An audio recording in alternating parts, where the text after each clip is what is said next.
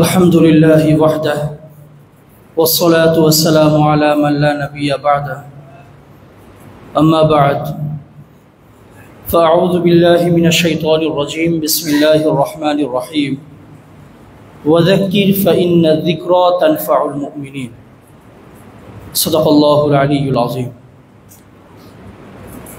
الحمد لله আল্লাহ জাল্লা জালালুহু আম্মা নওয়ালুহু শাহী দরবারে হৃদয়ের গভীর থেকে শুকরিয়া আদায় করছি যে আল্লাহ সুবহানাহু ওয়া তাআলা আমাদেরকে দীর্ঘ 2 মাস পরে আল্লাহ ওয়ালাদের মিলন মেলা আল্লাহ তাআলাকে পাওয়ার জন্য যাদের হৃদয় ব্যাকুল হয়ে থাকে সে আল্লাহ প্রেমিকদের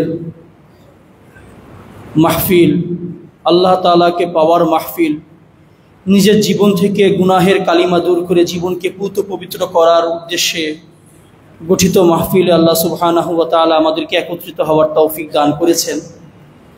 এই জন্য সকলেই হৃদয়ের গভীর থেকে শুকরিয়া আদায় করি আলহামদুলিল্লাহ।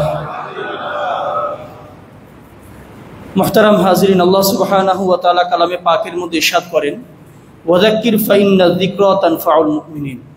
হে নবী, আপনি জিকির করুন, আপনি স্মরণ করিয়ে দেন, কেননা আপনার এই স্মরণ করানো মুমিনদের জন্য ফলদায়ক হবে, মুমিনদের জন্য ফলপ্রসূ হবে।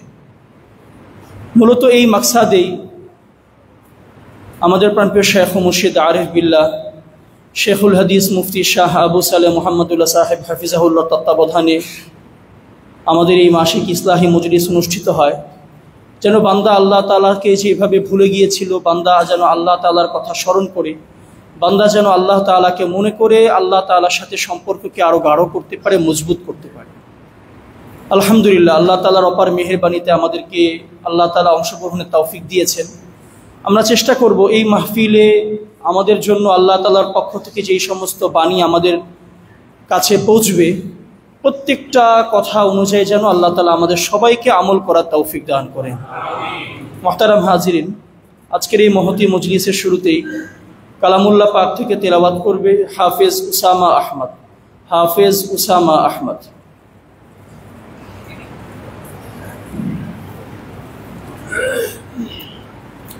আসসালামু আলাইকুম ওয়া রাহমাতুল্লাহ। আউযু বিল্লাহি মিনাশ শাইতানির রাজীম। বিসমিল্লাহির রহমানির রহিম। وَإِذْ يَرْفَعُ إِبْرَاهِيمُ الْقَوَاعِدَ مِنَ الْبَيْتِ وَإِسْمَاعِيلُ رَبَّنَا تَقَبَّلْ مِنَّا إِنَّكَ أَنْتَ السَّمِيعُ الْعَلِيمُ رَبَّنَا وَاجْعَلْنَا مسلمين لك ومن ذريتنا أمة مسلمة لك وأرنا مناسكنا وتب علينا إنك أنت التواب الرحيم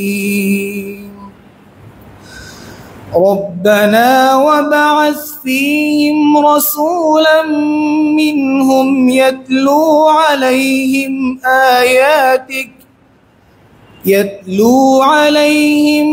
آياتك ويعلمهم الكتاب والحكمة ويزكيهم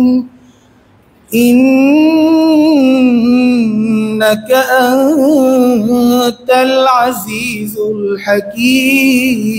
الحكيم ومن يرغب عن ملة إبراهيم إلا من سفه نفسه ولقد اصطفيناه في الدنيا وإنه في الآخرة لمن الصالحين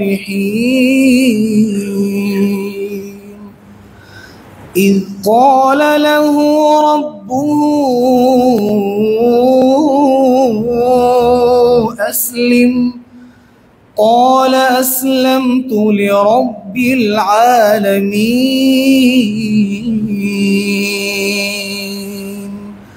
صدق الله العظيم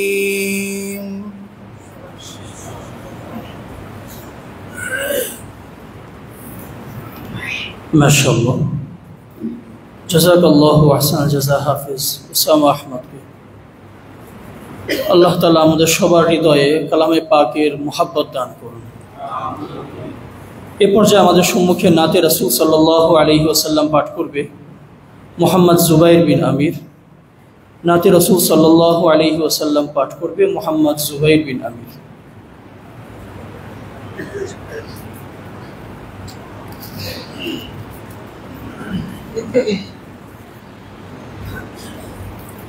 السلام عليكم ورحمة الله وبركاته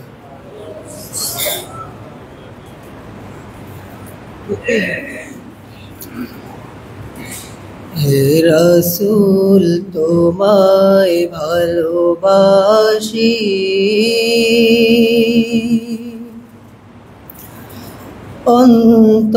অন্তরে শুধুই মুখে না জান্নাতের আশায় নয় হে রাসূল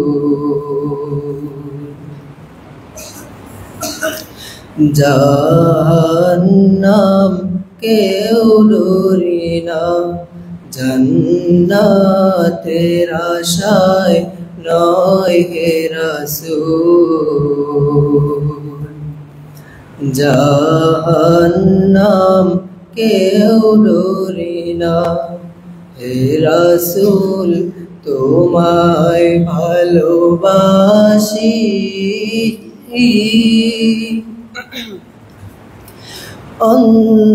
অন্তরে শুধুই মুখে না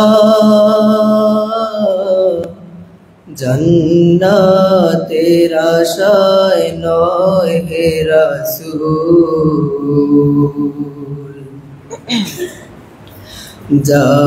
জাহান্নাম কেউ ডরি না তোমায় পাওয়ার আশায় মন ছুটে যায় মদিনায় তোমায় পাওয়ার আশায় মন ছুটে যায় মদিনায় এ আশিকে দিদার দাও না আর দূরে থাকিও না এ আশিকে দিদার দাও না আর দূরে থাকিও না হে রাসূল তোমায় ভালোবাসি অন্তরে শুধুই মুখে না জান্নাতের আশায় নয় হে রাসূল জাহান্নাম কেউ ডরে না জান্নাতের আশায় নয় হে রাসূল জাহান্নাম কেউ ডরে না তোমার ওই নাম শুনিলাম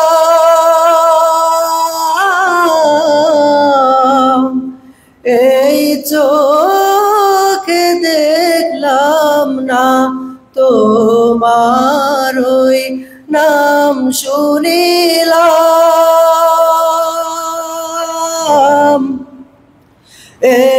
চোখে দেখলাম না, এই সুর যদি শুনে থাকো, একবার দেখা দাও না। এই সুর যদি শুনে থাকো, একবার দেখা দাও না। হে রাসূল তোমায় ভালোবাসি, অন্তরে শুধুই মুখে না, জান্নাতের আশায় নয় হে রাসূল। জাহান্নাম কেউ ডোরে না, জান্নাতের আশায় নয় হে রাসূল। জাহান্নাম কেউ ডোরে না, জান্নাতের আশায় নয় হে রাসূল। জাহান্নাম কেউ ডোরে না।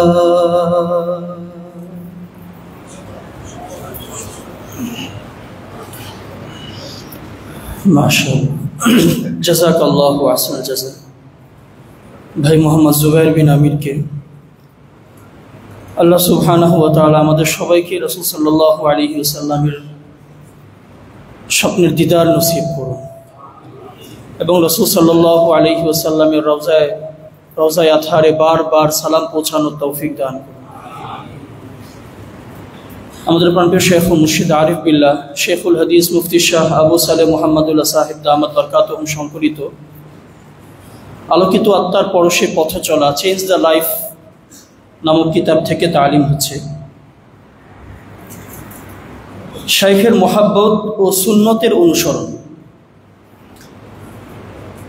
হযরত মুজাদ্দিদ আল ফেসানি রহমতুল্লাহি আলাইহি এর নিম্ন বাণীটি অতীব গুরুত্বপূর্ণ। মুজাদ্দিদ আল ফেসানি রহমতুল্লাহি আলাইহি বলেন যে শেখের মোহাব্বত ও সুন্নতের অনুসরণ হতে থাকলে লাখো গভীর অন্ধকার থাকে না, বরং তার পুরোটাই নূরি নূর হয়ে যায়। আর ওই দুটি জিনিসের অর্থাৎ শেখের মোহাব্বত ও সুন্নতের অনুসরণ কোনো একটিরও যদি অভাব থাকে তাহলে লাখো নূর ও অন্ধকারই বটে। হয়তো বিবেকের চোখ দিয়ে সেটাকে বোঝা যাবে না, কিন্তু অন্তর্দৃষ্টি সম্পন্ন ব্যক্তিবর্গ সেই জিনিসটাকে অনুধাবন করতে পারে। শাইখের সঙ্গে মোহাব্বত হচ্ছে সফলতা এবং সকল সৌভাগ্য ও বরকতের চাবিকাঠি। তবে এক্ষেত্রে বিবেক মতো মোহাব্বত অর্থাৎ শাইখের কথা মেনে চলা এবং তার অনুসরণ করাই যথেষ্ট। কেননা স্বভাবগত মোহাব্বত ইখতিয়ারি নয়, আর বান্দা গায়ের ইখতিয়ারি বিষয়ের জন্য দায়ী নয়। আল্লাহ তাআলার সাথে মোহাব্বতই হচ্ছে আসল উদ্দেশ্য, আর শাইখের সাথে মোহাব্বত সেই উদ্দেশ্য হাসিলের মাধ্যম মাত্র। অর্থাৎ আল্লাহ তাআলাকে মোহাব্বত করাই হচ্ছে আমাদের মুখ্য উদ্দেশ্য এবং শাইখকে মোহাব্বত হচ্ছে এর একটা মাধ্যম। শাইখের মোহাব্বত তখনই লাভজনক হয় যখন শাইখের বাতলানো জিকির আজগারে মশগুল থাকা হয়। অনেকে বুজুর্গদের দরবারে সর্বদা যাওয়া আসা করে বটে, কিন্তু নিজেরা আমালের মধ্যে নিজেকে জড়িত রাখে না, ফলে তাদের কিছুই হাসিল হয় না, বরং সর্বদা তারা মাহরুমই থেকে যায়। বরং অধিকাংশ সময় জিকির সুগুলে কাটিয়ে শাইখের সোহবত উপকারী হয়। অর্থাৎ জিকিরেও মশগুল আছি এবং শাইখের সোহবতও অবলম্বন করছি, শাইখের সোহবতও ইখতিয়ার করছি। এই দুইটো যখন একত্রিত হবে তখন এর মাধ্যমে আমাদের সুফল অর্জন হবে। তবে জিকিরের পরিমাণ এত বেশিও হবে না যাতে খুব ক্লান্তি চলে আসে, আবার কমও হবে না যাতে আদৌ কষ্ট না হয়। বরং এই পরিমাণ হবে যাতে কষ্ট তো হবে, তবে সর্বদা যেন করা যায়। কেননা লাভের জন্য স্বল্প কষ্টেরও প্রয়োজন, যাতে নফসের কিছুটা মুজাহাদাও করা লাগে। জিকির ও ইবাদতে মশগুল থাকাই আসল উদ্দেশ্য, স্বাদ ও ফলের অপেক্ষা ক্ষতিকর। জিকির, আজকার ও ইবাদত বন্দিগিতে জোরপূর্বক মশগুল থাকা উচিত, আসানির কামনা করা উচিত নয়। ইবাদতে মজা লাগার ফিকির করাও উচিত নয়। জিকির ও ইবাদতে মশগুল থাকাই আসল উদ্দেশ্য ও প্রকৃত লাভ। কেননা এতে চিন্তা ও পেরেশানি আসে এবং দুশ্চিন্তায় একাগ্রতা ও নির্ভরতা নষ্ট হয়ে যায়। জিকির করতে করতে জিকিরের ফল পাওয়ার জন্য, জিকিরের স্বাদ আস্বাদনের জন্য যদি আমাদের মন ব্যাকুল হয়ে ওঠে, তাহলে জিকিরের যে আসল মাকসাদ একাগ্রতা, সেটাই নষ্ট হয়ে যাবে। অথচ এই একাগ্রতা এবং নির্ভরতাই আল্লাহর নৈকট্যের জন্য শর্ত। এই বিষয়টা দিলে গেঁথে নেওয়া দরকার।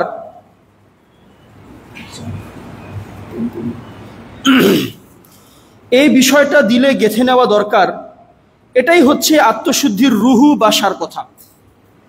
জিকির ও ইবাদতে স্বাদ বা মজার অপেক্ষা করা অনুচিত, বরং জোরপূর্বক আমল করতে থাকলে ক্রমান্বয়ে আসানিও লাগে এবং স্বাদও পয়দা হয়ে যায়। মানুষ অপেক্ষায় থাকে যখন স্বাদ লাগবে তখন কাজ শুরু করব, আর স্বাদ অপেক্ষা করে যখন কাজ শুরু হবে তখন সে অনুভূত হবে। মানুষ অপেক্ষায় থাকে যখন স্বাদ লাগবে তখন কাজ শুরু করব, আর স্বাদ অপেক্ষা করে যখন কাজ শুরু হবে তো তখন আমি উপস্থিত হব। এই জন্য উচিত হচ্ছে আগে কাজ শুরু করা। কাজ শুরু করার পর ইনশাআল্লাহ আল্লাহ সুবহানাহু ওয়া তাআলা ইবাদতের মজা দিলের মধ্যে পয়দা করে দিবেন। আল্লাহ তাআলা আমাদেরকে এই কথার উপরে আমল করার তৌফিক দান করুন ইনশাআল্লাহ। এই মুহূর্তে আমাদের সম্মুখে কোরআন ও হাদিসের আলোকে গুরুত্বপূর্ণ নাসিহা প্রদান করবেন আমাদের পীর ও মুর্শিদ শেখুল হাদিস মুফতি শাহ আবু সালেহ মুহাম্মদুল্লাহ সাহেব হাফিজাহুল্লাহ তাআলা। আমি হযরতকে কোরআন এবং হাদিসের আলোকে গুরুত্বপূর্ণ নাসিহা প্রদানের জন্য সবিনয় অনুরোধ জানাচ্ছি। السلام عليكم ورحمة الله وبركاته.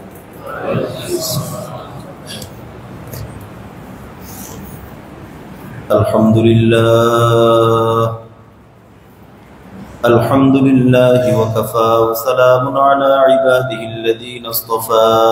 أما بعد فأعوذ بالله من الشيطان الرجيم. بسم الله الرحمن الرحيم. قالوا سمعنا وأطعنا غفرانك ربنا وإليك المصير. وقال تعالى واذكر اسم ربك وتبتل إليه تبتيلا. وقال تعالى متكئين على فرش بطائنها من استبرق وجنى الجنتين دان. وقال تعالى وأما من خاف مقام ربه ونهى النفس عن الهوى فإن الجنة هي المأوى. وقال رسول الله صلى الله تعالى عليه وسلم الكيس من دان نفسه وعمل لما بعد الموت. والعاجز من أتبع نفسه هواه وتمنى على الله.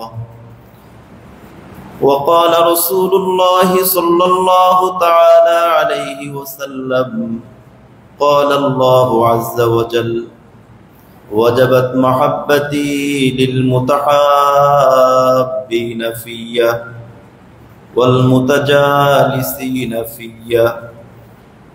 صدق الله مولانا العظيم وصدق رسوله النبي الكريم.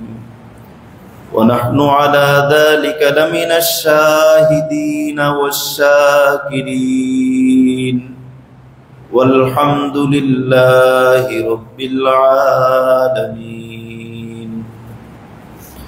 اللهم صل على محمد وعلى آل محمد كما صليت على إبراهيم وعلى آل إبراهيم إنك حميد مجيد اللهم بارك على محمد وعلى آل محمد كما باركت على إبراهيم وعلى آل إبراهيم إنك حميد مجيد نستعين بالله ونتوكل عليه حسبنا الله ونعم الوكيل نعم المولى ونعم النصير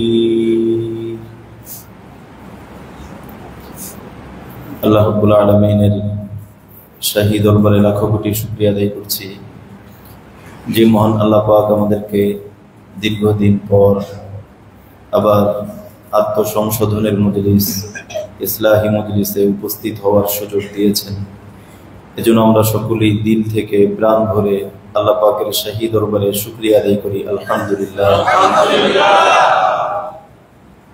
হাদিসে কুদসির মধ্যে আসছে জনাবে মুহাম্মদুর রাসূলুল্লাহ সাল্লাল্লাহু আলাইহি ওয়াসাল্লাম বলেন, আল্লাহ রাব্বুল আলামিন ইরশাদ করেন, ওয়াজাবাত মাহাব্বাতি লিল মুতাজালিসিনা ফিয়া ওয়াল মুতাহাব্বিনা ফিয়া। রব্বুল আলামিন বলেন, কিছু বান্দাকে মহব্বত করা আমার জন্য ওয়াজিব হয়ে যায়। রব্বুল আলামিনের জন্য ওয়াজিব বলতে রব্বুল আলামিন বলেন যে আমি তাদেরকে মহব্বত করেই ফেলি।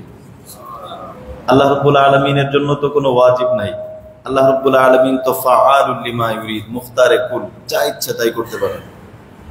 কিন্তু এই হাদিসের অর্থ হচ্ছে আল্লাহ রাব্বুল আলামিন বলেন যে কিছু বান্দার কাজকর্ম এমন যাদেরকে কেমন যেন আমি ভালোবেসেই ফেলি, মহব্বত করেই ফেলি। তারা কারা? রব্বুল আলামিন বলেন আল মুতাজালিসিনা ফিয়া আল মুতাহাব্বিনা ফিয়া, যারা শুধু আমার জন্য একে অপরকে ভালোবাসে। শুধু আল্লাহর জন্য কাউকে ভালোবাসা, শুধু আল্লাহর জন্য কারো সাথে সাক্ষাৎ করা, শুধু আল্লাহর জন্য কোনো মজলিসে বসা, এটা এত বেশি ইবাদত। ওই মজলিস থেকে যদি কোনো ফায়দা নাও হয়, ওই মজলিসে যদি কোনো আলোচনা নাও হয়, ওই মজলিসে যদি কোনো বয়ান বক্তৃতা নাও হয়, শুধু আল্লাহর জন্য বসার কারণে রব্বুল আলামিন তাকে ভালোবেসেই ফেলেন। আল্লাহ রব্বুল আলামিনের ভালোবাসলে লাভ কি? আল্লাহ রব্বুল আলামিন যদি আমাকে ভালোবাসেন কি লাভ? আমার জন্য কি লাভ? আর ভালো না বাসলে কি ক্ষতি? অনেক কারণ আছে, আমি সংক্ষেপে উদাহরণ দেই। রব্বুল আলামিন যদি কাউকে ভালোবেসে ফেলেন, তাহলে এটার সবচেয়ে বড় লাভ হলো, ইমাম মালিক রহমতুল্লাহি আলাইহিকে একজন জিজ্ঞেস করেছেন যে আল্লাহ রব্বুল আলামিন আমাকে কেমন ভালোবাসেন, আল্লাহর কাছে আমার অবস্থান কেমন, একটু যদি জানতে পারতাম।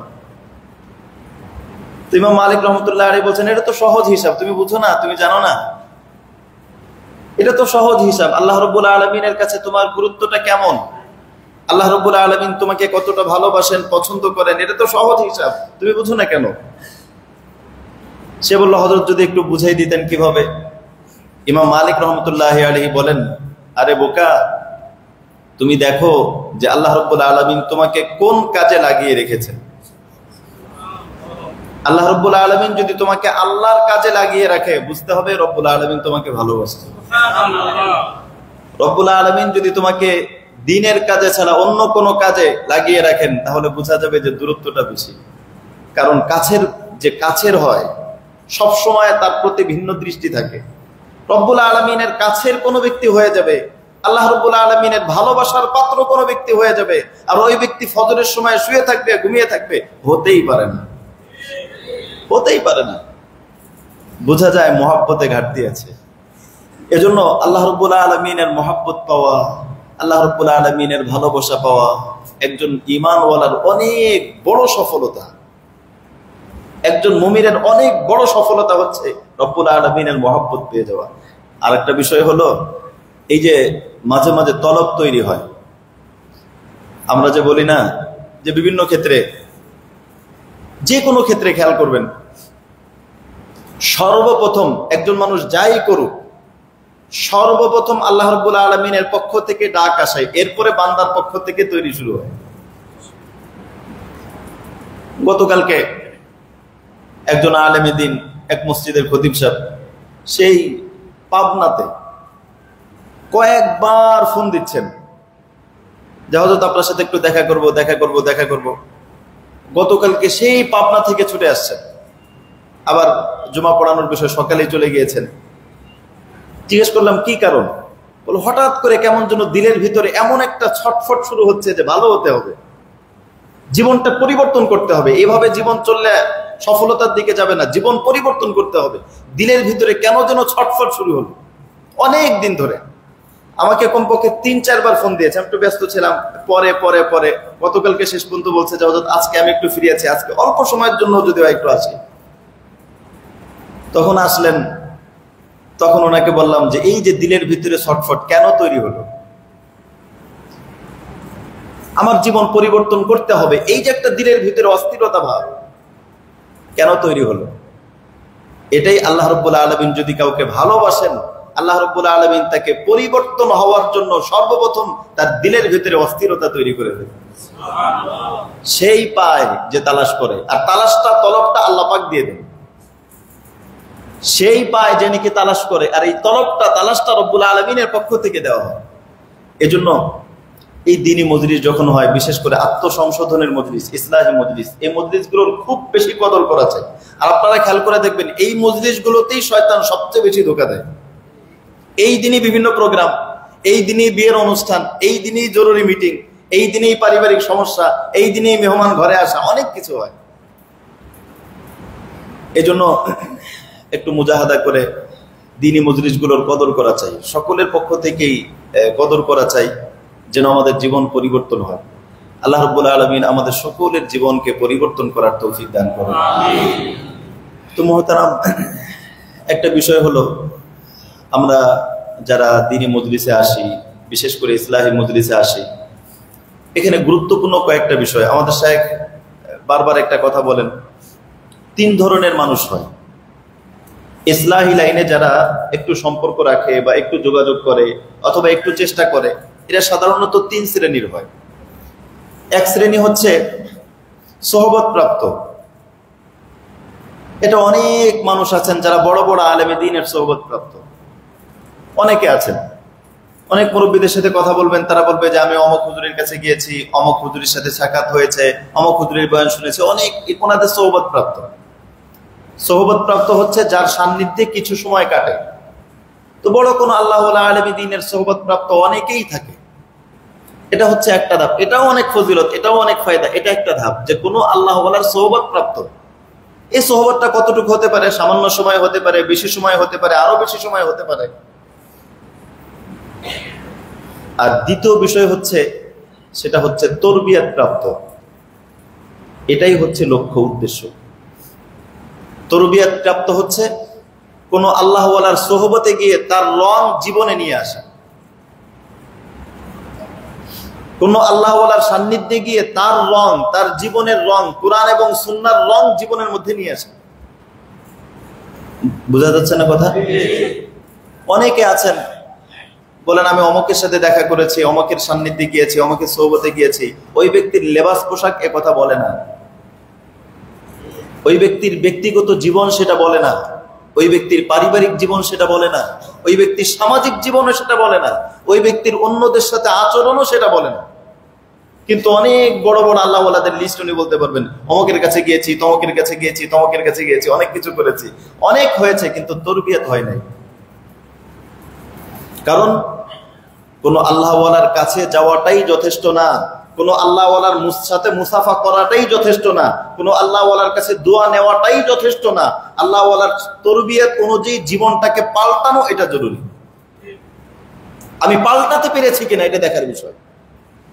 আমি একজন বড় আলেমে দ্বীনের কাছে গিয়েছি, অনেক বড় আলেমে দ্বীনের কাছে গিয়েছি, কিন্তু আমার জীবন পরিবর্তন হয় নাই, আমার জীবন পাল্টে নাই, আমার নিজের জীবনে দিন আসেনি। অনেক ভাই আছেন যাদের মসজিদের চরিত্র এক, বাসার চরিত্র এক, অফিস আদালতের চরিত্র এক, বন্ধুদের সাথে আড্ডা দেওয়ার চরিত্র এক। এটার ব্যাপারে কুরআনুল কারীমের মধ্যে আল্লাহ রাব্বুল আলামিন স্পষ্ট করে বলেছেন, ওয়াইদা কিলা লাহুম ক্বালু আমান্না। এটা হচ্ছে মুনাফিকের চরিত্র। আল্লাহ রাব্বুল আলামিন বলেন যে কিছু লোক আছে যারা আপনার কাছে আসার পরে বলে ক্বালু আমান্না, আমি তো মুমিন। ওয়াইদা খালাউ ইলা শায়াতিনহিম, আর যখন নাকি সে তার নিজের গোত্রের কাছে যায়, যখন সে তার মনের আসল যার সাথে সম্পর্ক অথবা নিজের মন মতো তাদের ফ্রেন্ড সার্কেল তাদের সাথে যখন মেলে, তখন বলে ইন্নামা নাহনু মুস্তাহজিউন, আরে এটা তো হুজুরের সাথে এমনি কিছুক্ষণ ছিলাম, আসলে তো আমি তোমাদের সাথেই আছি। এজন্য মুহতারাম, গুরুত্বপূর্ণ বিষয় হচ্ছে তরবিয়ত হয়েছে কিনা। আপনি কার সোহবতে কার সান্নিধ্যে গিয়েছেন সেটা দেখার বিষয় না, আপনার তরবিয়ত হয়েছে কিনা সেটা দেখার বিষয়। আপনি ডাক্তারের কাছে অনেক ডাক্তারের নাম বলতে পারবেন, একসাথে 10-15 জন ডাক্তারের নাম বলেন, এটা দেখার বিষয় না। আপনি কার ডাক্তারের ট্রিটমেন্ট করে নিজের জীবনটাকে সুস্থ করেছেন সেটা দেখার বিষয়। আচ্ছা বলেন তো, এরকম যদি হইল যে একজন অনেক ডাক্তারের কাছে গেল কিন্তু রোগ সারলো না, এটা কি তার সফলতা? সফলতা হচ্ছে রোগ সারা। এজন্য সোহবত প্রাপ্তর সাথে সাথে তরবিয়ত প্রাপ্ত হওয়া উচিত। এই জায়গাটায় আমাদের অনেক বড় গ্যাপ, অনেক বড় ঘাটতি।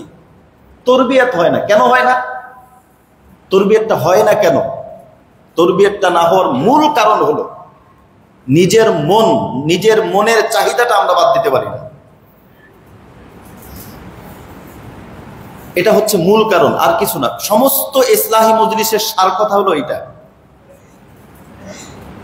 যত ইসলাহি মজলিস আছে সব ইসলাহি মজলিসের একদম সার নির্যাস কথা হলো এটা। আপনার ইসলাহ করার জন্য সর্বপ্রথম যেটা লাগবে, মনের বিরুদ্ধে চলার শক্তি এবং ইচ্ছা আপনার থাকতে হবে। আপনি কোনো আলেম দ্বীনের কাছে গেলেন, এমনিই গেলেন। আমাদের বর্তমানে ইসলাহটা অনেক ক্ষেত্রে দেখা যায় একটা প্রথা হয়ে গিয়েছে সবার জন্য। এটারও ইসলাহ দরকার। আমাদের সাহেব বলেন এটারও ইসলাহ দরকার। পীর সাহেব চিন্তা করে আমার মুরিদের সংখ্যা কত, সে শুধু সংখ্যা বাড়ায়। আর মুরিদ চিন্তা করে আমি এমন পীরের কাছে যাবো যার মুরিদ সংখ্যা কত, আমি অমকের কাছে গিয়েছি। এই যে সংখ্যা, এর ভিতরে দিয়ে আছে এই সংখ্যার দিকে আল্লাহ রাব্বুল আলামিন স্পষ্ট করে কুরআনুল কারীমের মধ্যে নবীজিকে বলেছেন, আপনি সংখ্যার দিকে তাকাবেন না, আপনি সংখ্যার দিকে তাকাবেন না, লোকটা কত, এটা এই সংখ্যার দিকে তাকানো না। অনেক সময় দেখা যায় আমরা বিভিন্ন ক্ষেত্রে আমি প্রতারিত থাকি, কিন্তু আমি বুঝি না। আমি যে প্রতারিত আমি নিজেই বুঝি না। শয়তান আমাকে ঘুমিয়ে রেখেছে, আমি বুঝি না। এজন্য আমি যদি চাই সংশোধন, তাহলে মনের বিরুদ্ধে চলার শক্তি এটা আমাকে অর্জন করতে হবে। মনের বিরুদ্ধে আমি কতটুকু চলছি। এক ভাই ইসলাহি সম্পর্ক রাখে, আলহামদুলিল্লাহ ভালো, দেখা হয়েছে আলহামদুলিল্লাহ ভালো, বায়াত হয়ে গিয়েছে, মুরিদ হয়ে গিয়েছে ভালো। ওই লোক সেলফিও ছাড়ে নাই, ফেসবুকও ছাড়ে নাই, অনলাইনও ছাড়ে নাই, অসৎ সম্পর্কও ছাড়ে নাই। আর সবচেয়ে বড় কথা হচ্ছে ছাড়ে তো নাই, ছাড়ার চেষ্টাও নাই, ছাড়ার নিয়তও নাই। খুদার কসম ওই ব্যক্তির কপালে হিদায়াত হবে না, হবে না হিদায়াত। এই জন্য ইসলাহের ক্ষেত্রে বড় বিষয়, অনেকেই ইসলাহি সম্পর্ক ইদানিং রাখছে কিন্তু পরিবর্তন হচ্ছে না কেন? আরে ভাই, সে তো ইসলাহি সম্পর্ক মনে করছে সালাম মুসাফা, জীবন পরিবর্তন। আলহামদুলিল্লাহ কয়েকদিন আগে যে আমাদের এখানে এক ভাই ইতিকাফে বসেছিলেন, এক যুবক ছেলে আমাদের সাথে ইতিকাফে ছিল। আমি কিছুই বলিনি, ও নিজেই আমার কাছে আসছে। আসার পর বলছেন যে হযরত, আমি অনেক চিন্তা করে দেখলাম আমার মোবাইলের মাধ্যমেই গুনাহ হয়, এই মোবাইলটা আপনার কাছে আমি জমা দিয়ে দেব। আমার কাছে জমা দিয়ে গেছে, আমি তাকে কিচ্ছু বলিনি। যুবক মানুষ, সে বলছে যে আমি চিন্তা করে দেখলাম যে এই মোবাইলের মাধ্যমেই আমার গুনাহ হচ্ছে, এজন্য এই মোবাইলটা আপনার কাছে জমা থাক, আপনি আমার ট্রিটমেন্ট করতে থাকেন। যখন আপনি বলবেন এখন আমি মোবাইল ব্যবহার করতে পারি, তখন আমি ফোনটা নিয়ে যাব। এক্ষেত্রে বোঝা গেল তার পক্ষ থেকে চেষ্টা আছে, সে ভালো হতে চায়, সে নিজেকে শুধরাতে চায়, সে সঠিক পথ পেতে চায়, সে নিজের নফসের মুজাহাদা করতে চায়, নফসের বিরুদ্ধে চলতে চায়। এই চাওয়াটাই আমাদের হয় না। আমরা সবাই চাই হচ্ছে এমন হয়ে যাক, এমন কোন পীর পেয়ে যাই, এমন কোন ওলি পেয়ে যাই যার কাছে গেলে অটোমেটিক আমি জান্নাতে চলে যাব। এরকম ওলি আল্লাহ নবীও ছিলেন না। এই কথা বুঝে আসছে? এরকম ওলি যার কাছে গেলেই অটোমেটিক জান্নাত, তাহলে নবীর কাছে তো অনেকেই ছিল, তারা তো জান্নাতি না। তাব্বাত ইয়াদা আবি লাহাবি ওয়া তাব, নবীর ঘনিষ্ঠ, আত্মীয়তার দিক দিয়ে, কিন্তু তার বিরুদ্ধে কোরআনের আয়াত। এজন্য মহতারাম, আমরা যদি সংশোধন চাই, এখানে আমরা যারা এসেছি সংশোধনের নিয়তে, সংশোধন যদি চাই, মনের বিরুদ্ধে চলার দৃঢ় প্রতিজ্ঞা আমাকে করতে হবে। কষ্ট হবে, এই রাস্তা কষ্টের রাস্তা, সহজ রাস্তা না। রব্বুল আলামিনকে পাবেন আপনি, আল্লাহর সাথে গভীর সম্পর্ক করবেন, কিছু ছাড়তে হবে না। আরে দুনিয়ার চাকরি 10 টাকার জন্য তো মানুষ কত কিছু ছাড়ে। একজন যে চাকরি করে 10,000 20 টাকার টাকার জন্য সকালবেলার ঘুম ছাড়ে, নামাজ পড়তে পারুক আর না পারুক, বলে অফিস টাইমের আগে জাগাই দিবা। নামাজের জন্য জাগানোর কথা অত করে বলে না, বলে অফিস টাইমের আগে জাগাইতে হবে, আজকে বস আধা ঘন্টা আগে যেতে বলছে। এরকম হয় না? কারণ যে লোক বসের কথার কারণে আধা ঘন্টা আগে গেল, ওই যে আধা ঘন্টা আগে ঘুম থেকে উঠে গেল, তার কি কষ্ট হয় না? কথা বলেন না কেন আপনারা? তার কি কষ্ট হয় না? কষ্টের পরেও কেন যায়? 2 টাকার লোভে। কষ্টের পরেও কেন যায়? 2 টাকার লোভে। একটা ছেলে একটা মেয়ের সাথে ঘন্টার পর ঘন্টা ফোনে কথা বলে, তার কি মোবাইলে টাকা নষ্ট হয় না? তার কি মোবাইলের দিক তাকায় থাকতে থাকতে কষ্ট হয় না? সবই হয়, কষ্ট হয়, টাকাও খরচ হয়, কিন্তু তার প্রেমিকার লোভে সে এগুলো সহ্য করে। আরে একজন হারাম সম্পর্কের কারণে, হারাম সম্পর্ক, লানতি সম্পর্ক, অভিশপ্ত সম্পর্কের কারণে যদি সে ঘুম ছাড়তে পারে, টাকা ব্যয় করতে পারে, রব্বুল আলামিনকে পাবে, আসমান ও জমিনের মালিককে পাবে, রব্বুল আলামিনের গভীর সম্পর্ক অর্জন করবে, ওর জন্য কি কিছু বর্জন করতে হবে না? এই চিন্তা করেই এই লাইনে আসা, এই চিন্তা করেই এই লাইনে আসা যে আমি এই লাইনে কেন আসলাম। একজন আল্লাহওয়ালার হাতে হাত দিলাম, কি এই যে কথাগুলো বলি, আমি আজকের থেকে নিয়ত করলাম এই করব সেই করব, এটা কি দিল থেকে বলছি? এটা কি দিল থেকেই বলেছি? আমি হারাম থেকে বাঁচার চেষ্টা করব, তো 1 মাস তো চলে গেল। চেষ্টা মানে কি? কবে শুরু করবেন? 1 মাস তো চলে গেল, হারাম থেকে বাঁচা হচ্ছে না। চেঞ্জ লাইফের ভিতরে বিস্তারিত লেখা আছে, বিস্তারিত লেখা। আপনি যদি দেখেন, প্রাথমিকভাবে আপনি চেষ্টা করেন যে আমি গুনাহ থেকে বাঁচতে পারি কিনা। যদি আপনি না পারেন, আপনার নিজের চেষ্টার পরেও যদি না পারেন, অবশ্যই শায়েখকে জানানো জরুরি, অবশ্যই শায়েখকে জানানো জরুরি। শায়েখ আমি পারতেছি না, তখন উনি আরো কোনো তদবির বাতলিয়ে দিবেন। এই প্রচেষ্টা যদি না থাকে, খাম খেয়ালি একদম খুশি মতো, তাহলে সময় পার হবে, আমি আমার জায়গায় পড়ে রইব, উন্নতি হবে না, তারাক্কি হবে না। আগেও একদিন বলেছিলাম না, পানি সেটা দামি যেটা নাকি প্রবাহমান চলে, যেই পানিটা স্থির ওটা নাপাক। স্থির পানি যেটা বদ্ধ পানি, বদ্ধ পানির মধ্যে নাপাক করলে সেটা কি হয়ে যায়? বদ্ধ পানির ভিতরে যদি নাপাক পড়ে, বদ্ধ পানির ভিতরে নাপাক করলে ওই নাপাকিটা বদ্ধ পানিকে কি বানায় দেয়? নাপাক বানায় দেয়। আর প্রবাহমান পানির ভিতরে যদি নাপাক পড়ে, তাহলে ওই নাপাকটাও পাক হয়ে যায়। প্রবাহমান পানির ভিতরে মনে করেন 1 ফোঁটা পেশাব পড়ছে নদীর ভিতরে, তখন পুরোটা কি পাক হয়ে যাবে না পানি? নাকি পানি নাপাক হয়ে যাবে? ওই পানির ভিতরে একজন নাপাক ব্যক্তি যদি ডুব দেয়, তাহলে ওই নাপাক ব্যক্তিকেও সে কি করে দেয়? পাক করে দেয়। প্রবাহমান পানি। আমাদের জীবনটা প্রবাহমান করতে হবে, এক জায়গায় স্থির না। অল্প হোক, অল্প হোক, ধীরে ধীরে ধীরে ধীরে অগ্রসর হোক, কিন্তু এই পদক্ষেপটা কম। এই যে নফসের বিরুদ্ধে চলা, যে লোকটা যে কাজে অভ্যস্ত, ওই অভ্যাসেই আছে, অভ্যাসটা ছাড়তে রাজি না। গতকালকে তাফসিরের ভিতরে খুব গুরুত্বপূর্ণ কিছু কথা বলা হয়েছিল, অনেক গুরুত্বপূর্ণ কিছু কথা আসছিল। আরেকটা বিষয় বলে দিই মাঝখানে, যদি কেউ কোনো শায়েখের সাথে ইসলাহি সম্পর্ক রাখে, তার জন্য উচিত শায়েখের সব বয়ানে শরীক থাকা। এটা রাসূল সাল্লাল্লাহু আলাইহি ওয়াসাল্লামের সাহাবায়ে কেরামের সুন্নাহ। হযরত ওমর রাদিয়াল্লাহু তাআলা আনহু আল্লাহর নবীর সব বয়ানে থাকতেন, সমস্ত আলোচনায় থাকতেন। যদি কখনো থাকতে না পারতেন, উনি একজনের সাথে উনি জোড়া বেঁধেছেন যে আমি যদি থাকতে না পারি তুমি থাকবে। আসার পরে নবী কি কি বলেছেন সব আমাকে শোনাবা। এজন্য অনেক সময় দেখা যায় অনেক গুরুত্বপূর্ণ ভালো ভালো কথা বলা হয়, কিন্তু আশপাশে তাকায় দেখা যায় অনেক মহব্বতের মানুষ নাই।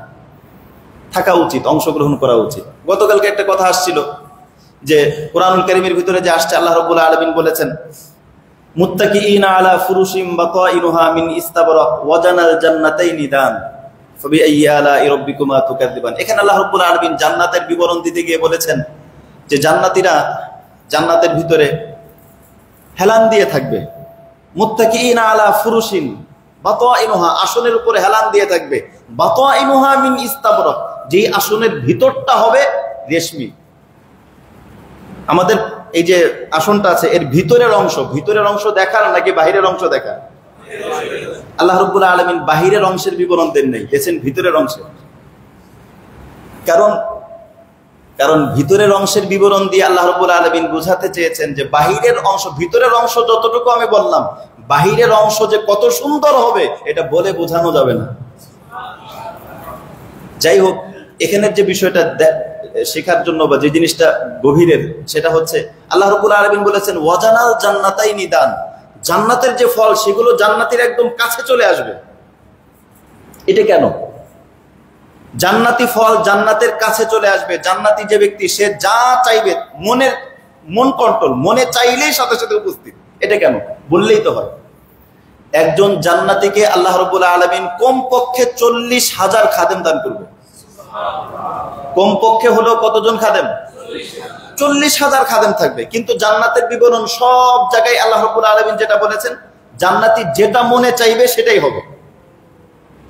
ওয়ালাকুম ফিহা মা তাশতাহি আনফুসুকুম ওয়ালাকুম ফিহা মা তাদুন। মনে চাইবে, এই মুহূর্তে তার মনে চাচ্ছে ফল খাওয়ার, সাথে সাথে ফল চলে আসবে, বলা লাগবে না। আমার প্রশ্নটা হচ্ছে মন কেন? খাদেম তো আছেই, বললেই তো হয়। ফলের জায়গায় থাকুক, গাছ স্বাভাবিকভাবে যে দুনিয়ার মধ্যে যা গাছ এরকম গাছই থাকুক, খাদেম আছে, বলবে এই ফলটা পেড়ে নিয়ে এসো, খাদেম যে ফল পেড়ে নিয়ে আসলো, এটাও তো হতে পারে। অথবা খাদেম উপস্থিত আছে, তাকে বললো এই একটু এই মুহূর্তে যে কোনো একটা খাবারের কথা, এটা খাবার নিয়ে এসো, খাদেম গেল খাবারটা নিয়ে আসলো, শেষ। এটাও তো হতে পারে। কথা বুঝতেছেন না? কিন্তু আল্লাহ রাব্বুল আলামিন বিবরণ যেটা দিলেন সেটা হচ্ছে না, বলা লাগবে না, মনে চাইলেই উপস্থিত। এটা কেন? এটা একটা গভীরের কথা। মনে চাইলেই উপস্থিত, এটা কেন? বললেও তো হয়, খাদেম থাকতে পারে, এটাও তো কোনো কষ্টের না, বলবো সাথে সাথে সে উপস্থিত করে ফেলবে। কিন্তু এখানে বিষয়টা পুরোটাই ভিন্ন। শুধু মনে আসছে, একদম মনে আসছে যে এই মুহূর্তে কোনো ইলিশ মাছের ডিম খেতে পারতাম, এটা মনে আসার সাথে সাথেই তাকায় দেখবে ইলিশ মাছের ডিম উপস্থিত। মন কন্ট্রোল কেন? এটার কারণ হচ্ছে গভীরের একটা কথা। মন কন্ট্রোল হচ্ছে দুনিয়ার মধ্যে আল্লাহ রাব্বুল আলামিন যেই বান্দারা মনের বিরুদ্ধে চলে, আল্লাহ রাব্বুল আলামিন বলেছেন ওয়া আম্মা মান খাফা মাকাম রাব্বিহি ওয়া নাহান নাফসা আনিল হাওয়া, যে আবার সামনে দাঁড়ানোকে ভয় পায়, যে আমার সামনে দাঁড়াতে হবে এই ভয়ে অন্যায় থেকে বাঁচে। ওয়া নাহান নাফসা আনিল হাওয়া, সর্বদা তার নফসের বিরোধিতা করে। মন চাইতেছে এরপরেও করে না, মন চাইতেছে টেলিভিশন দেখতে এরপরেও দেখে না, মন চাইতেছে প্রেম করতে এরপরেও করে না, মন চাইতেছে হারাম খাইতে এরপরেও খায় না। মনে অনেক কিছু চায়, মন চাইতেছে ছবি তুলতে এরপরেও তোলে না, মন চাইতেছে সেলফি তুলে ফেসবুকে দিয়ে দেয় এরপরেও দেয় না। মনের বিরুদ্ধে যেহেতু সে চলেছে, আল্লাহ রাব্বুল আলামিন ওই ব্যক্তিকে জান্নাতে সম্পূর্ণ মনের অনুগত করে দেবে। দুনিয়াতে তো ওই ব্যক্তি মনের বিরুদ্ধে চলেছে। এজন্য জান্নাতের ভিতরে দিলে যা আসবে, মা তাশতাহি আনফুসুকুম ওয়ালাকুম ফিহা মা তাদউন, তোমার মনে যেই আশা হবে সব পূরণ করা হবে। ওটা কার জন্য? যে নাকি দুনিয়ার মধ্যে মনের বিরুদ্ধে চলবে।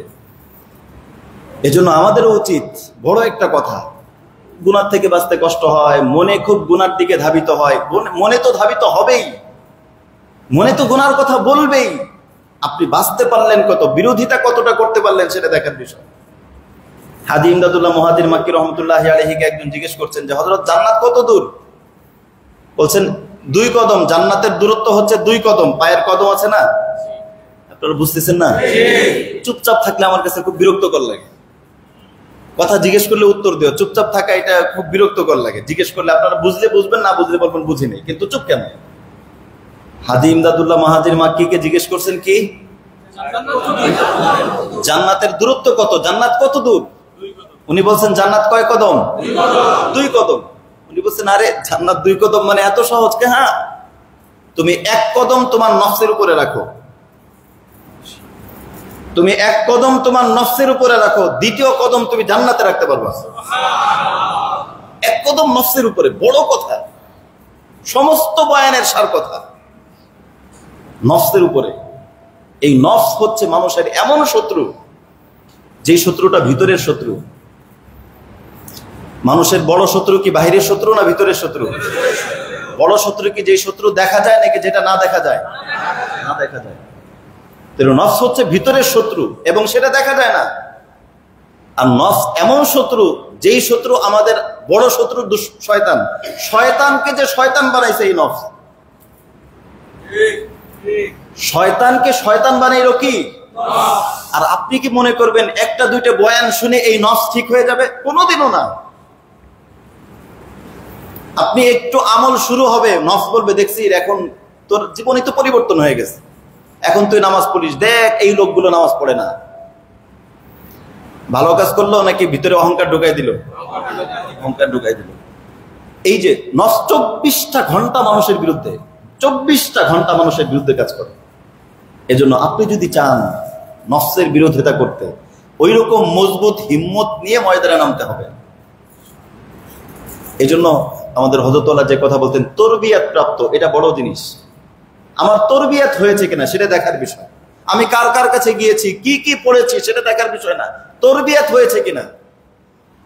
তরবিয়াতের জন্য নিঃসন্দেহে কোন একজন আলেম দ্বীনের কাছে, কোন একজন আল্লাহ, আমার ধারণা অনুযায়ী বাস্তবে কি আল্লাহ আল্লাহ রাব্বুল আলামিন জানেন, বাস্তবে কি আল্লাহ সেটা রব্বুল আলামিন জানেন। আমার ধারণা অনুযায়ী আমি শায়েখের মহব্বত দিলে রাখের দরকার কি? দরকার এজন্য শায়েখের যদি কারো মহাব্বত থাকে, মহাব্বত থাকলে তার কথা মানা সহজ হয়। মহাব্বত না থাকলে কারো কথা মানা যায় না। দেখবেন যেই সংসারে স্বামী স্ত্রীর মধ্যে একে অপরের পর মহাব্বত নাই, ওই সংসারে অভিযোগের কোনো সমাধানে কাজ হবে না। একমাত্র কারণ মহাব্বত থাকা। মহাব্বত না থাকলে কোনো কাজ হবে না। মহাব্বত অনেক বড় জিনিস। একজন মানুষের পকেট থেকে 100 টাকা হারাই গেল, সে খুব পেরেশান, আরে আমার টাকা হারাই গেছে, টাকা হারাই গেছে। এই ব্যক্তি তার পূর্ণ জীবনের সমস্ত উপার্জন তার নিজের সন্তানকে দিয়ে যায়। কিসের কারণে? মহাব্বতের কারণে। মহাব্বতের কারণে কষ্ট আসান হয়ে যায়, সহজ হয়ে যায়। মহাব্বতের কারণে কথা মানা সহজ হয়ে যায়। এজন্য কোন শায়েখের কাছে যদি আমি তরবিয়াতের জন্য যাই, ওই শায়েখের মহাব্বত দিলের মধ্যে রাখা এটা জরুরি। এজন্য আল্লাহ রাসূল দোয়া শিখিয়েছেন, আল্লাহুম্মা ইন্নী আসআলুকা হুব্বাকা ওয়া হুব্বা মান ইউহিব্বুক। আল্লাহ আমি তোমার মহাব্বত চাই, আল্লাহর মহাব্বত চাই, এটাও দোয়া করা, এই উদ্দেশ্যও নামাজ পড়া। এরকম কেউ আছে যে আল্লাহ আমি যেন আল্লাহর মহাব্বত চাই, এই উদ্দেশ্যে দৈনিক 2 রাকাত নামাজ পড়ে? এরকম কেউ আছে? না। তাহলে আপনি আল্লাহর মহব্বত কিভাবে পাইবেন? আল্লাহর মহব্বত চাওয়া এটাও বড় আমল। আল্লাহ আমি তোমার মহব্বত চাই, ওয়া হুব্বা মান ইউহিব্বুক, এবং তোমাকে যারা মহব্বত করে তার মহব্বতও চাই, যেন তার কথাটা মানা সহজ হয়। এজন্য আমরা আমাদের শায়েখের যে কথাটা খুব গুরুত্বপূর্ণ, তরবিয়াত প্রাপ্ত, আমার তরবিয়াত হয়েছে কিনা। বিশেষ করে আমাদের জীবনের যে বৈচিত্র্যময়তা, এটা আমাদের পাল্টাইতে হবে। মসজিদের মধ্যে মাথায় টুপি, মসজিদ থেকে বের হওয়ার সাথে সাথে টুপি খুলে ভিন্ন ড্রেস, অফিসের ভিতরে ভিন্ন চরিত্র, এগুলো ইদানিং ব্যাপক হচ্ছে। কিছু মানুষ এরকম আছে যাদের বাহ্যিক বেশভূষা দেখলে বোঝাই যাবে না যে তার অভ্যন্তরে তার পারিবারিক জীবন কতটা নোংরা, বোঝাই যায় না, কোনোভাবে বোঝা যায় না, একদম পুরোটাই প্রলোভ দিয়ে ঢাকা। এমনটা যদি চরিত্র হয়, তাহলে কোরআনুল কারীমের ভাষায় এখনো আমার কিছুই হয় নাই, আমি যদি লক্ষ আলেমের সোহবতে উঠাই কোনো লাভ নাই। আমার এই চরিত্র যদি না পাল্টে। সাহাবায়ে কেরামের অন্যতম চারিত্রিক বৈশিষ্ট্য ছিল নবীর সান্নিধ্যে এসে নবীর রং। অনেকে আছে, এই যে আমি খাস মজলিসের মধ্যে বলি, 3, 4, 5 বছর ধরে ইসলাহি সম্পর্ক, এখনো পোশাকটাই পরিবর্তন হয়নি। পোশাকটাই পরিবর্তন হইল না কেন? এখনো সেই প্যান্ট শার্ট চলতেছে, চলতেই আছে, সামনে একদম লম্বা চুল, লম্বা চুল। কেন ভাই? আপনি যদি মহাব্বতই করেন, এই যে পারিবারিক জীবনে দেখা যায় একজন আর একজনের মহাব্বতে যে অনুকরণটা হয়, একজন আর একজনের মহাব্বত করলে অটোমেটিক, এটা একটা মানে বাস্তবতা।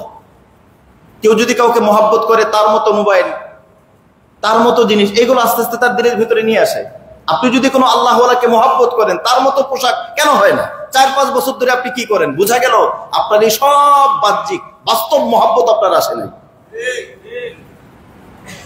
তাহলে কেন আপনার সামনের চুল কেন বড় থাকবে? আপনার দাড়ি কেন ছোট থাকবে? আপনার মোজ কেন লম্বা থাকবে? আপনি যদি সত্যিকার কোন আল্লাহকে মহব্বত করে থাকেন, কেন তার রং আসে না? এজন্য ইসলাম এমন একটা জিনিস, যদি কেউ সত্যিকার অর্থে ইসলাহের নিয়ত করে, সত্যিকার অর্থে যদি সংশোধনের নিয়ত করে, এই নিয়তে যদি চেষ্টা করে, আল্লাহ রাব্বুল আলামিন তার জন্য অসংখ্য দরজা খুলে দেন। আমি একাধিকবার শুনিয়েছি, আব্দুল্লাহ ইবনে ওমর রাদিয়াল্লাহু তাআলা আনহু বলেছেন, আমি নবীর মুখে হযরতে আব্দুল্লাহ ইবনে ওমর রাদিয়াল্লাহু তাআলা আনহু বলেন, আমি নবীর মুখে কিফিলের ঘটনা আমি 7 বার শুনেছি। মুসা আলাইহিস সালামের সময় এক ব্যক্তি ছিল, যুবক, কিফিল, সম্পদ ছিল, সবকিছু ছিল, এমন কোন অন্যায় নাই যে অন্যায়ের সাথে সে জড়িত না।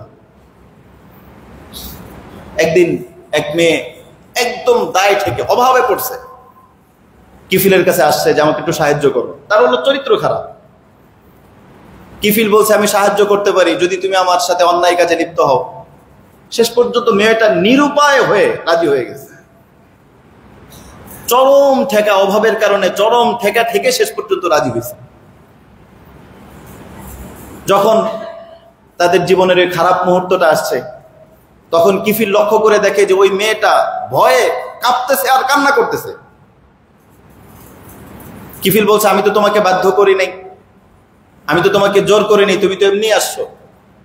মেয়েটা বলছে, আমি এমনি আসছি, আমি এমনি আসি না, আমি অভাবে থেকে আসছি, আমি বাধ্য হয়ে আসছি, কিন্তু এই পাপ কোনোদিন আমি করি নাই, এজন্য কম্পন আসতেছে, কান্না আসতেছে। তখন কিফিল মনে মনে ভাবলো যে হায় রে, সে তো বাধ্য হয়ে অন্যায় করতেছে, আমি তো অন্যায় করতে বাধ্য না। সে তো নিরুপায় হয়ে ঠেকে অন্যায় কাজে আসছে, আমি তো ঠিকই নাই, আমার তো সবই আছে, আল্লাহ তো আমাকে সবকিছু দিছে, তা আমি কেন অন্যায় কাজ করবো? আমি তো বাধ্য না, আমি তো ঠিকই নাই। দিলের ভিতরে এই চেতনা যখন আসছে, তখন সে বলছে, না, আসলেই জীবন পাল্টানো দরকার। এই যে জীবনের স্বপ্ন, এই যে জীবনের দৃঢ় প্রত্যয়, জীবন পাল্টানো দরকার, জীবন পাল্টে দেব, এই জীবন আর রাখবো না, জীবন ভিন্ন জীবন করব। তখন সে ডিসিশন হলো, সাথে সাথে বলছে যে আমি আজকের থেকে সব অন্যায়, সব গুনাহ, সব অপরাধ, সব পাপাচার থেকে আমি আমার জীবনকে পরিবর্তন করলাম। এই বলে ওখান থেকে ফিরে চলে গেছে। সে যে রব্বুল আলামিনের কাছে একদম কান্নাকাটি শুরু করেছে যে আল্লাহ, আমি আজ থেকে জীবন পাল্টে দিলাম। আল্লাহ রব্বুল আলামিন ওই মুহূর্তে তার জীবনের সব অন্যায় মাফ করে দিয়েছে। মৃত্যু ওই দিনই, ওই রাত্রেই তার মৃত্যু লেখা ছিল, ওই রাত্রেই মৃত্যু লেখা ছিল। মৃত্যুর আগেই আল্লাহ রাব্বুল আলামিন থেকে ফ্রেশ করে দিলেন, এরপর তার মৃত্যু হয়ে গেল। এই যে আল্লাহর সাথে তার একটা চুক্তি, সে যে মাপ চেয়েছে, আল্লাহ তাকে ক্ষমা করেছে, এটা তো দুনিয়ার কেউ জানে না, সবাই তো তাকে খারাপ হিসেবেই জানে। মুসা আলাইহিস সালামের সময় নিয়ম ছিল, কেউ যদি বড় কোনো অন্যায় করতো তাহলে দরজায়, ঘরের দরজার মধ্যে লেখা উঠতো, নেকির কাজ করলেও দরজার মধ্যে লেখা উঠতো। কিফিলের মৃত্যুর সংবাদ শুনে সমস্ত মানুষ আসতে যায়, রে খারাপ একটা লোক গেছে, খারাপ একটা লোক গেছে। আসার পরে দেখে দরজার মধ্যে লেখা, কদ গফারাল্লাহুল কিফলা, রব্বুল আলামিন কিফিলকে মাফ করে দিয়েছে। এই মাপটা কেন হলো? সে জীবন পাল্টে দিয়েছে। আমরা অনেক সময় মুখে মুখে তওবা করি, কিন্তু পাপ ছাড়ি না, পাপ থেকে দূরে থাকি না। এজন্য মুহতারাম, আমরা যারা আসি ইসলাহি মজলিসের জন্য আসি, আমরা একটু সবাই ফিকির করি আমাদের নিজের জীবনকে পাল্টানোর জন্য। আমাদের শাইখ যে কথাটা বললেন, তরবিয়াত প্রাপ্ত, আমার তরবিয়াত হচ্ছে কিনা একদম জীবনের প্রত্যেকটা ক্ষেত্রে, শুধু বাহ্যিকটা না। বাহ্যিকটা হলো প্রথম, মাথার চুল থেকে পায়ের নখ পর্যন্ত সুন্নাহ সম্মত আছে কিনা, আমার ড্রেস, আমার পোশাক, আমার চালচলন, আমার মোচ, আমার দাড়ি, আমার নখ। অনেক আছে নখ বড় বড়, নখ বড় বড়, মোচ বড় বড়, দাড়ি খাটো খাটো। কেন? কেউ কেউ আছে ধীরে ধীরে দাড়ি ছোট হয়। ইমাম যত ছোট হবে দাড়িও ছোট হবে। কেন দাড়ি ছোট হয়? কেন দাড়ি ধীরে ধীরে ছোট হবে? এজন্য আমরা একটু ফিকির করি, একদম দিল থেকে ফিকির করি। আমার একদম বাহ্যিকটা, এরপরে ভিতরেরটা, আমার ব্যক্তিগত জীবন, আমার পারিবারিক জীবন। অনেকে আছে বাহ্যিকটা তো ঠিক, কিন্তু পরিবারের হক আদায় করে না, স্ত্রীর সাথে মারধর করে। আমাদের হযরতুল্লাহ করাচি রহমতুল্লাহ আলাইহির একদম কঠোর নিয়ম ছিল যে যদি কাউকে, হযরতুল্লাহ মাঝে মাঝে কাউকে শর্ত দিয়ে দিতেন যে তোমার স্ত্রীর সনদ লাগবে, চারিত্রিক সনদ, তুমি কেমন এটা আমাকে দেখাও, তোমার স্ত্রীর লিখিত যে আমার স্বামী কেমন। এটাও দিন। এটাও দিন যে আমার চারিত্রিক সনদ কেমন, আমার স্ত্রীর সাথে আমার ব্যবহার কেমন, আমার সন্তানদের সাথে ব্যবহার কেমন, বাবা মার সাথে ব্যবহার কেমন। এজন্য আমরা যদি একটু ফিকির করি, সবগুলো শুধু মসজিদের পরিবেশে ভালো এমনটা না, আসলেই ভালো, আসলেই দিল থেকে আমরা যদি জীবন পাল্টানো নিয়ত করি, আল্লাহ রাব্বুল আলামিন আমাদের জন্য অনেকগুলি রাস্তা খুলে দিবেন। আর অল্প কিছু কথা বাকি আছে, আমাদের নামাজের পরে আমরা ওযু ইস্তিনজার সময় দিব, আজান এখন আজান হবে, আমরা আজানের জবাব দিই, এরপরে ওযু ইস্তিনজার সময় আমরা দিব ইনশাআল্লাহ। অল্প এরপরে 5-10 মিনিট কথা হবে, এরপরে আমাদের মজলিস শেষ। আজকে ঈশার পরে কোনো আলোচনা হবে না, ঈশার পরে আজকে ইনশাআল্লাহ দোয়া হয়ে যাবে, আজান হবে, আজানের জবাব দিই আমরা।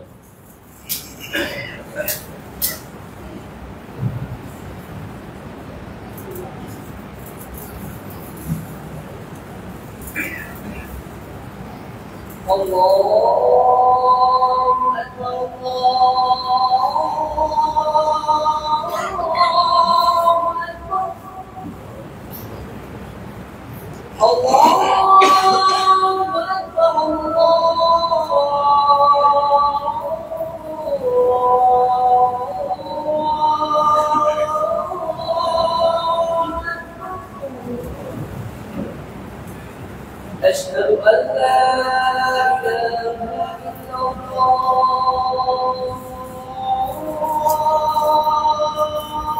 إله إلا الله أشهد أن لا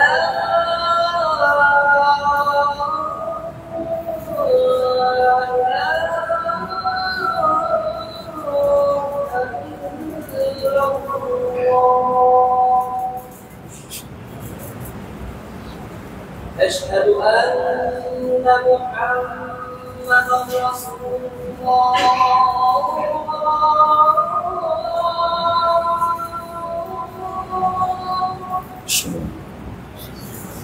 أشهد أن محمدا رسول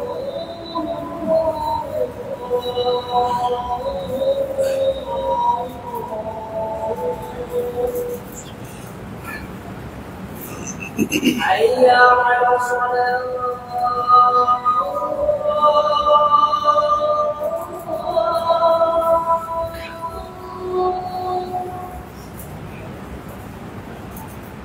حي على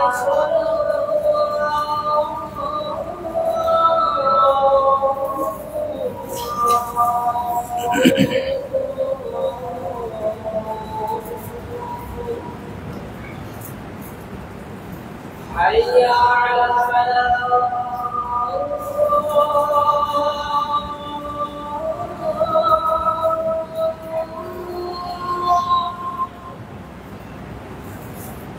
حي على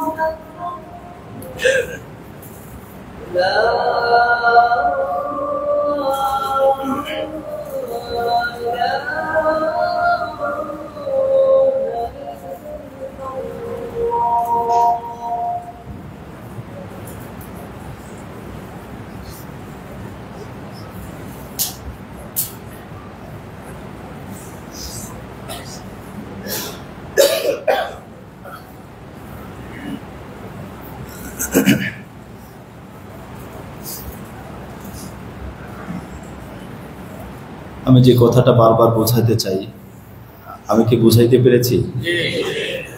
মূল কথা হচ্ছে যেটা আমাদের শায়েখ বারবার বলেন, একই কথা আমরা শায়েখের মুখে বারবার শুনেছি, এবং আমাদের যত মাশায়েখে কেরাম আছে সমস্ত মাশায়েখদের একটাই বক্তব্য, আমি যদি আল্লাহর ওলি হইতে চাই, প্রথম কাজ যেটা করণীয় সেটা হচ্ছে আমাকে সিদ্ধান্ত নিতে হবে আমি আসলেই ওলি হব কিনা। এটা হচ্ছে সর্বপ্রথম কাজ। এবং আমি যখন সিদ্ধান্ত নিব যে আমি আল্লাহর ওলি হতে চাই, তখন আমার মাথার মধ্যে এটা থাকবে, আল্লাহর ওলি হইতে গেলে কিন্তু গুনাহ করা যাবে না, আল্লাহর ওলি হইতে গেলে কিন্তু বেপর্দা নিজেও করা যাবে না, নিজের বউকেও বেপর্দায় রাখা যাবে না। অনেকে আছে নিজে আল্লাহওয়ালা কিন্তু বউ বেপরদায় চলে, এটাও করা যাবে না।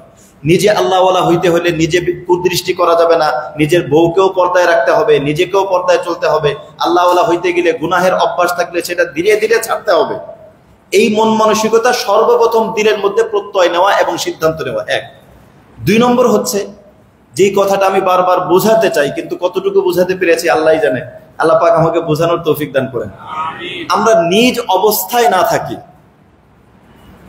নিজ অবস্থায় না থাকি, যার যতটুকু সম্ভব গুনার থেকে বাঁচার জন্য চেষ্টাটা চালু রাখি, এই কথাটাই বুঝাইতে চাই। এমনটাও হতে পারে যে আপনি একদম প্রথম থেকে এই পর্যন্ত, আপনি যখন থেকে আমার সাথে ইসলাহি সম্পর্ক তখন থেকে এই পর্যন্ত একটা গুনাহও ছাড়তে পারেন নাই, কিন্তু আপনি প্রতিদিন গুনার থেকে গুনাহ ছাড়ার জন্য চেষ্টাটা করছেন, আপনার জীবন সফল। এটা নবীর ওয়াদা। যদি কেউ চেষ্টাটা চালু রাখে, গুনাহ যতটুক ছাড়তে পারুক আর না পারুক, আল্লাহ রসুল ওয়াদা করেছেন আল্লাহ পাক তাকে মৃত্যুর আগে ফ্রেশ করে দুনিয়ার থেকে নেবেন। এজন্য অনেকে প্রেশান হয়ে যায় যে দূর গুনাহ তো ছাড়তে পারি না, এই 2-3 দিন ভালো থাকি, 4-5 দিন ভালো থাকি, এরপরে তো আবার যেই সেই না, অনেক পার্থক্য। আপনি চেষ্টাটা শুধু চালু রাখেন, প্রতিদিন গুনাহ থেকে বাঁচার জন্য চেষ্টা করেন, কিন্তু পারেন না। একদম ঘুমানোর আগে 2 রাকাত নামাজ পড়ে আল্লাহর কাছে বলেন, আল্লাহ আমি তো চেষ্টাটা করি, এরপর আমি ব্যর্থ, আল্লাহ আপনি আমাকে তৌফিক দেন। এভাবে কান্নাকাটি করেন। আর এটা হলো বাস্তবতা, এটা হলো বাস্তবতা। যদি কেউ সত্যিকার অর্থে চেষ্টা করে, আল্লাহ রাব্বুল আলামিন তাকে অবশ্যই তৌফিক দিবেন। এই রাস্তায় এরকম হয় না যে চেষ্টা করার পরে সে ব্যর্থ হয়ে গেছে, হয় না। এজন্য দ্বিতীয় বিষয়, প্রথম বিষয় যেটা বললাম, বারবার এই কথাই বলি যে আমাদের পক্ষ থেকে প্রত্যয়টা থাকবে, সিদ্ধান্ত থাকবে। এরপরে দ্বিতীয় বিষয় হচ্ছে আমার কি কি গুনাহ। অনেকেই আছে নেকির কাজের প্রতি উদ্বুদ্ধ বেশি, যে হুজুর আমল দেন, কি আমল করব? ওজিফা পরে, ওজিফা হচ্ছে পরে। আচ্ছা বলেন তো, আমি কি আগে জামা ময়লা পরিষ্কার করব নাকি আগে আতর মাখাবো? পরিষ্কার জামা আগে গায়ে দিব নাকি আগে নোংরা জামার মধ্যে আতর লাগাবো? পরিষ্কার জামা আগে। তাহলে আগে আমাকে গুনার থেকে বাদ দেওয়া, এটা হচ্ছে প্রথম কাজ। একজন ডায়াবেটিক্সের রোগী, উনি কি আগে ওষুধ খাবে নাকি আগে মিষ্টি বাদ দিবে? নাকি আগে ওষুধ খেতে থাক, এরপরে নিষিদ্ধ জিনিস পরে বাদ দিক, এটা? নাকি আগে নিষিদ্ধটা বাদ দিবে? এটাই নিয়ম, এটাই সম্পূর্ণ নিয়ম। আরো উদাহরণ আমি দিয়েছি। এই মসজিদের মধ্যে মনে করেন এসি চালানো, ভিতরে ঠান্ডা হয় না, ঠান্ডা করার জন্য আগে কি জানলা বন্ধ করতে হবে নাকি জানলা খোলা থাকবে এসি চলবে? কি বলেন? জানলা বন্ধ থাকবে, এটা তো বুঝি। সুতরাং আমি যদি চাই ইবাদতের নূর এটা আমার জীবনে আসুক, আগে গুনাহের জানলা বন্ধ করতে হবে। গুনাহের জানলা যদি বন্ধ না হয়, তাহলে খেয়াল করেন, গুনাহের জানলা যদি কারো বন্ধ না হয়, ওই ব্যক্তি, 1 নম্বর হচ্ছে ওই ব্যক্তির ইবাদত স্থায়ী হয় না। 2 দিন পরে এরপরে নাই, গুনাহের কারণে বাদ হয়ে যায়। যদি কেউ গুনাহের জানলা বন্ধ না করে, গুনাহের দরজা বন্ধ না করে, সর্বপ্রথম কথা ওই ব্যক্তির ইবাদত স্থায়ী হয় না। 2 নম্বর কথা, ওই ব্যক্তির ইবাদত শক্তিশালী হয় না, সে বিভিন্ন পরিস্থিতিতে টিকতে পারে না। এই যে ঈদের সময় অনেকে আছে মোটামুটি এখানে ভালো থাকে, আলহামদুলিল্লাহ। এবার এতেকাফের অনেক সালেক ভাই জানিয়েছে যে হুজুর আমি ইচ্ছা করে ঈদে বাড়ি যাই নাই, কারণ বাড়ি গেলে এতেকাফের সব নূর নষ্ট হয়ে যেতে পারে, এজন্য আমি বাড়ির পরিবেশেই যাই নাই। অনেক ভাই জানিয়েছেন, খুব ভালো লেগেছে। তো এই যে কথা, যে ইবাদত যদি গুনার থেকে যদি বাঁচা না হয়, তাহলে ইবাদত শক্তিশালী হয় না, দুর্বল থাকে। এই কিছুক্ষণ পর আবার যেসে বিভিন্ন পরিস্থিতি যখন আসে, পরিস্থিতি কি বলেন শুধু আপনাদের সবারই আসে, এমন একটা পরিস্থিতি যখন আপনি একটা দোকানে গেলেন, আপনি একটা দোকানের মধ্যে গেলেন, যেই দোকানের মধ্যে শুধুই বিক্রেতা একজন মহিলা, আর কোনো লোক নাই, আপনার পরিচিত কেউ নাই। আপনি ইচ্ছা করলে তার দিকে তাকাইতে পারেন। এখন দেখার বিষয়, এখন পরীক্ষা হবে আপনার ঈমান কতটুকু। আপনি যদি তখন তার দিকে তাকান, বোঝা গেল ঈমান শেষ, ঈমানের নূর হয়নি, ঈমান শক্তিশালী হয় নাই। আর যদি তখন আপনি যদি বিশেষ জরুরত হয় তার দিকে ওই সময় পর্দা করতে পারেন, বোঝা গেল আপনার ঈমান শক্তিশালী। অন্ধকার ঘরের মধ্যে আপনি আছেন, কেউ জানে না, আপনি ইচ্ছা করলে গুনাহ করতে পারেন, মোবাইলের মাধ্যমে খারাপ কিছু দেখতে পারেন, কেউ জানবে না, কেউ বুঝবে না, আপনি হিস্ট্রি ডিলিট করে দিতে পারবেন, কিন্তু আপনার ভিতরে ইমানের নূর যদি থাকে, আপনার ভিতরে এটা দিলের মধ্যে সাই দেবে, আরে আমি হিস্ট্রি রিলেট করতে পারি, রব্বুল আলামিনকে কে ভুলাবে, রব্বুল আলামিনকে কে ভুলাবে, এই যে বিষয়। এজন্য গুনাহ যদি কারো ভিতরে থাকে তার ইবাদত মজবুত হয় না, আর গুনাহ যদি কারো ভিতরে থাকে তার ইবাদত মজাদার হয় না। ইবাদত করে মজা পায় না, নামাজ পড়তেছে ডিউটি পালনের মতো, ইবাদতের ভিতরে আসলে মজা পায় না। এক ওয়াক্ত খাবার ছুটে গেলে তার ভিতরে যেরকম অস্থিরতা, আরে খাবার খেতে পারে নাই, অফিসের ভিতরে অনেক অফিসের কাজ, অনেক অফিসের ব্যস্ততা, খাবার খাইতে পারে নাই, তার ভিতরে খুব লাগছে আজকে দুপুরে লাঞ্চ করতে পারলাম না। কিন্তু ইবাদত ছুটে যাওয়ার কারণে তার এরকম অস্থিরতা লাগে না, এটা গুনাহের ফলাফল। এজন্য গুনাহের কারণে ইবাদত মজাদার হয় না, আর সবচেয়ে বড় কথা হলো গুনাহের কারণে ইবাদত কবুল হয় না। আল্লাহ কোরআনের মধ্যে বলেছেন, ইন্নামা ইয়াতাকাব্বালুল্লাহু মিনাল মুত্তাকিন। ইন্নামা মানে শুধুই, ইয়াতাকাব্বালুল্লাহু আল্লাহ রাব্বুল আলামিন কবুল করেন, মিনাল মুত্তাকিন মুত্তাকিনদেরটা, যারা গুনাহ থেকে বেঁচে থাকে তাদেরটা। এজন্য আমরা জীবন থেকে গুনাহগুলো ধীরে ধীরে ধীরে ধীরে বাদ দেওয়ার চেষ্টা করি। সবাই করব তো ইনশাআল্লাহ? গুনাহ বাদ দিতে পারি আর না পারি, চেষ্টাটা থাকুক, সবার পক্ষ থেকে চেষ্টাটা থাকুক। চেষ্টাটা কেমনে? চেষ্টার জন্যই সর্বপ্রথম নিজের কোন একজন ইসলাহী মুরব্বী রাখা, যাকে আমি বিষয়গুলো বলতে পারবো। নিজের মুরব্বী নিজে হলে 2 দিন 3 দিন, এরপরে যেই সেই 2 দিন 3 দিন, এরপর আবার যেই সেই কোন একজন ইসলাহী মুরব্বী স্থির করা, তার সাথে আমার বিষয়গুলো শেয়ার করব। যে শেখ আমি আগে 10টার ভিতরে ছিলাম, এখন 10টা থেকে বাদ দিয়ে 9টায় আনছি, আরো চেষ্টা করতে থাকে 9টা থেকে 8টা, 8টা থেকে 7টা, 6টা, 5টা, এভাবে কমতে কমতে একটা দিন অবশ্যই আসবে, হ্যাঁ 1 বছর 2 বছর 3 বছর লাগুক, একটা দিন অবশ্যই আসবে যেদিন আপনার দিলের ভিতরে প্রশান্তি হবে। আজকে আমি গুনাহ মুক্ত 2 রাকাত নামাজ পড়লাম, আজকের দিনটা আমার গুনাহ মুক্ত কাটলো। ওই নামাজে, ওই সিজদায় যেই প্রশান্তি, যেই শান্তি, খুদার কসম এটা আপনি অন্য কোথাও খুঁজে পাবেন না। কুদৃষ্টি করলে একটু মজা লাগে ক্ষণিকের, কিন্তু দৃষ্টিটা বাঁচাইলে যে দিলের ভিতরে আল্লাহ হালাওয়াতে ঈমান দান করে, ওই ঈমানের মজা সেই বুঝবে যে নাকি গুনাহ থেকে বাঁচে, সেই বুঝবে যে আজকের দিনটা গুনাহ মুক্ত কাটছে, অন্যরকম একটা প্রশান্তি। কোন কোন তাফসীরবিদগণ বলেছেন এই প্রশান্তিটা আল্লাহ যে বলছেন যে ঈমানওয়ালাদেরকে 2টা জান্নাত দিবে, তার একটা জান্নাত এটা যে নগদেই দুনিয়ার মধ্যেই ঈমানের মজা আল্লাহ পাক দিয়ে দেবে। এজন্য আমরা একটু ফিকির করব। প্রথম বিষয় যেটা বললাম, দৃঢ় সংকল্প করা। দ্বিতীয় বিষয় হচ্ছে আমার কি কি গুনাহের অভ্যাস এক একটা করে করে বাদ দেওয়ার চেষ্টা করা। আর এজন্য যারা কোনো শায়েখের সাথে, যার সাথে যার সম্পর্ক, যার কথা আপনি মানতে পারবেন, যার কথা আপনার ভালো লাগে, এরকম কোন শায়েখের সাথে ইসলাহি সম্পর্ক করে জীবন পাল্টানোর পথ ধরা। করব তো ইনশাআল্লাহ? আল্লাহ রাব্বুল আলামিন আমাদের সকলকে যে কথাগুলো বলা হলো, ইসলাহি মজলিসের মূল বিষয় যেটা আমাদের জীবনের সংশোধনের জন্য, প্রচেষ্টার জন্য যে কথাগুলো বলা হলো, আমিও দোয়া চাই, আমরা সবাই চেষ্টা করব আল্লাহ রাব্বুল আলামিন আমাদের সকলের জীবনকে সংশোধন করে দেন, গুনাহ মুক্ত জীবন দান করেন।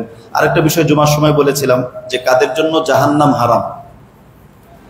কয়েকটা শ্রেণী আছে যাদের জন্য জাহান্নাম হারাম। আল্লাহ রাব্বুল আলামিন যদি তো কয়েকটা কথায় 5টা 6টা শ্রেণী, শুধু 6টা শ্রেণী, শুধু ওদের নামটা ইনশাআল্লাহ নামাজের পরে সংক্ষিপ্ত ওদের নামটা বলে আমরা ইনশাআল্লাহ জিকির দোয়া করব। আমাদের যাদের ওযু প্রয়োজন